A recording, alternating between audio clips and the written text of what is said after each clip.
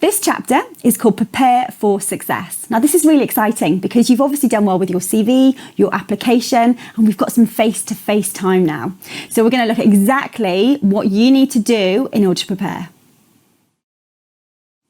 The first place we need to go is to yourself. This is where we have to look at your brand statement, and we cover your brand statement quite a lot in the CV course, but we're also going to cover it here. You need to know exactly what you are selling.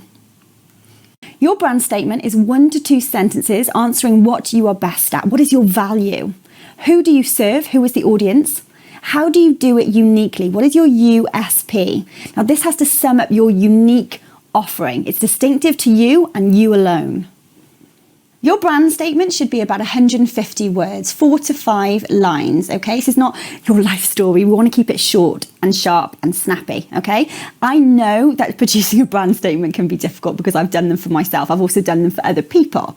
And my brand statement changes all the time because as I learn new skills, as I develop, it changes and it evolves, and that's totally okay. So if you've done one before, it's still worth doing another one just for this job. In fact, I would always advise people to do one just for every application, because every employer's needs, the way you talk to that person is going to be different than the way you spoke to the last person, okay? Now, in order to work out how to actually gather this information that's going to have impact, start thinking about the value that you add. What are the 3 things that you do really well that are going to add commercial value to this business or organisation? What 3 words would people say about you to describe you if you weren't in the room? Gather all of this information and spend some real energy and some real effort producing this brand statement, because it's important. It's really important. You will be asked questions. Tell me about yourself. What type of employee are you going to be? How are you going to add value to my business? And if you spend some real time and real almost laser focus on this area, everything else, which we will talk about in a bit later on in the course, but everything else will be so much clearer for you. When it comes to researching the company, sometimes I can be a little bit disappointed with the information that people do go out and gather. And I love that people have gone onto the website and find out what the company does, and that's great. But you need to do so much more. This market is so ridiculously competitive, and there are great opportunities for great people, but we have to up our game. We absolutely do. As a commercial recruiter, I've probably interviewed about, oh my goodness, we tried to work it out the other day. I reckon probably about 4,500 people in my career, 4,500 interviews, and very few people, when they research the business, come at it from a real commercial point of view. Don't go away, read their website, and then regurgitate their business back to them. They know their business. They work in their business. That's not enough. You have to, yes, find out what they do, but you need to look at what are their competitors doing. Don't just be an expert on their business, be an expert on the marketplace. Go out and find out what are their competitors doing that are better than what they're doing. What are they doing that's worse? What markets are their competitors in that these guys aren't yet? The more information that you gather about the marketplace as a whole, the more intellectual business conversations you can be having in that room. And it doesn't just become a Q&A back and forth, interview. You can be having real business conversations that are going to really, really impress them. Make sure that you research other experts in the industry. So if it's something within, I don't know, the finance market or the stocks market, who else is out there blogging, writing articles, experts in that industry putting content out there? Find out what these guys are saying. What's the next trend in that marketplace? Do your research. Secondly, let's research the people behind the brand, okay? Let's research the people behind the company, because guess what? That logo is never going to offer you a job. It's going to be a human being. So we're going to be going in there, winning friends, influencing people, wanting people to buy into us, making people want to see our face, be around us for 8 hours every day. If you want people to be genuinely interested in you, you have to make them feel like you are genuinely interested in them too. So I want you to do some research on their social media, maybe Google some stuff. Some of the best information that you'll find out about teams and individuals within that business might be on the 3rd or 4th page of Google. It might be on some, university blog that somebody interviewed them for their dissertation, and it's on her blog and it's on the 4th, 5th page of Google. This stuff is really, really important, okay? So Build a relationship with them if you can. Follow them on Twitter, connect with them on LinkedIn, find out as much about the company culture from their individual social media accounts as you can. Okay, so I'm going to be talking about a brag file now. Brag files are really important because brag files are basically lists of documents of people that have said really good things about us, about our value, because we shouldn't really sell our own stuff. We're going to say we're great, we want the job, we want people to believe us.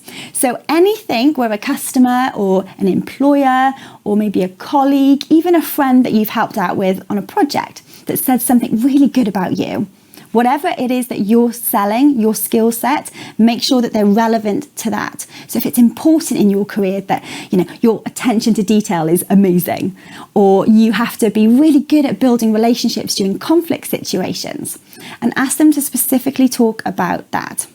Print them off into a folder, a presenter, along with any certificates that you have or any other achievements, anything that's really going to show that employer in that interview who you are and why you do, what you bring to the table. Take it with you. You might not refer to it during your interview. You might do. There might be something that comes up and you can go, look at this. You might just leave it on the table. A friend of mine did this recently with a very big accountancy firm and just left it on the table and just said more information for you to look at once I'm gone. They loved it. And I've seen people do this. And if you come that prepared, if you promote yourself like that, my goodness, what are you going to do for my business? I'm not going to spend a huge amount of time on this section because we all know that we should Google where we're going and make sure we're not going to get lost. And, I get that, you get that. But I just want to say that maybe if you're going to be doing a trial run, make sure that you do it during the time that you're actually traveling, because somewhere that you need to get to might take 10 minutes at 10 o'clock in the morning, but it might take an hour and a half if you have to travel at 4 o'clock in the afternoon. And from experience, trust me, it's always worth doing that.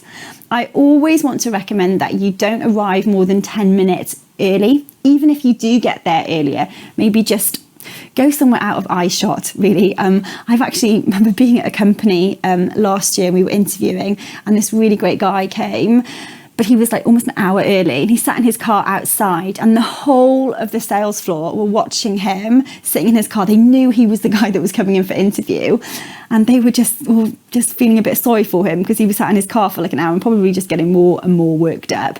And then when he got out of his car, everybody gave him a round of applause. And I just thought, oh, you poor thing, because the second he walked in that room, he had to work twice as hard to get everybody's respect because they'd been laughing. And I'm not saying that stuff happens all the time, but I'm saying, one, don't let them have any reason to judge you or make any assumption about anything about you before you walk in that room. So if you are around, just get out of eyeshot or earshot and just wait and come in 10 minutes early. I wouldn't say any more than 10 minutes. Why? Because people don't like to be rushed. They're probably busy, they've got interviews on, and if I know somebody's waiting for me 20 minutes early, I get worried because I hate leaving people waiting. So then I start thinking I've got to rush what I'm doing because, that person's waiting. And then I'm in a little bit of a negative headspace. We don't want to do that, okay? 10 minutes early, perfect time.